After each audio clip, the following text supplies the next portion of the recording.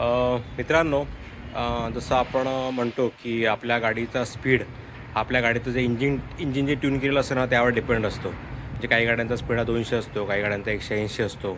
तर ते आपण कसं म्हणतो की त्या गाड्यांचं इंजिन त्या पद्धतीने ट्यून केलं आहे म्हणून त्या गाड्यांचा स्पीड तेवढा आहे. पण इंजिन ट्युनिंगबरोबर आणखी एक फॅक्टर ह्या गोष्टीला रिस्पॉन्सिबल असतं, तर ते आहे टायर्स.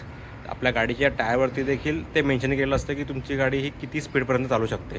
जेव्हा आपली गाडी मॅन्युफॅक्चर होऊन येते ना, तेव्हा जे टायर्स लावलेले असतात त्या टायर्सवरती देखील ते मेन्शन केलेलं असतं. तर आज आपण बघूया की आपली जी XUV700 आहे त्याला किती स्पीड ह्या लोकांनी ट्यून केलेला आहे आणि त्याचे टायर देखील किती स्पीडसाठी स्टेबल आहेत ते आपण आता चेक करूया. चला तर मग. तर जर तुम्ही बघाल तर आपल्या गाडीच्या इथे हा बघा व्ही लिहिलेला आहे. हा बघा, हा की व्ही याचा अर्थ असा आहे की आपल्या गाडीचा व्ही याचा अर्थ असा आहे की आपल्या गाडीचे टायर आहेत ते 240च्या स्पीडपर्यंत चालण्यासाठी स्टेबल आहेत. आता ही जी अर्टिगा आहे या अर्टिगाच्या टायरवरती टी हे अल्फाबेट मेन्शन केलं आहे, म्हणजे ही 190च्या स्पीडपर्यंत स्टेबल राहू शकते. आपण हे क्रेटाचे टायर पण एकदा चेक करूया.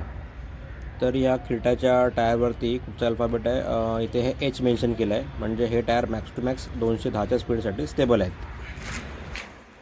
तर मित्रांनो, मी आपल्या ह्या व्हिडिओच्या शॉर्टमध्ये तुम्हाला त्या टायरच्या अल्फाबेटची लिस्ट देखील प्रोव्हाइड करेन. तुम्ही देखील ती लिस्ट तुमच्या गाड्यांच्या टायरवरती नक्कीच चेक करा आणि मला देखील कमेंटमध्ये सांगा की तुमच्या गाडीचा स्पीड लिमिट हा टायरच्या अकॉर्डिंग किती आहे ते. तर असेच काही नवीन टिप्स घेऊन आपण पुन्हा परत भेटू. तोपर्यंत टेक केअर, बाय बाय.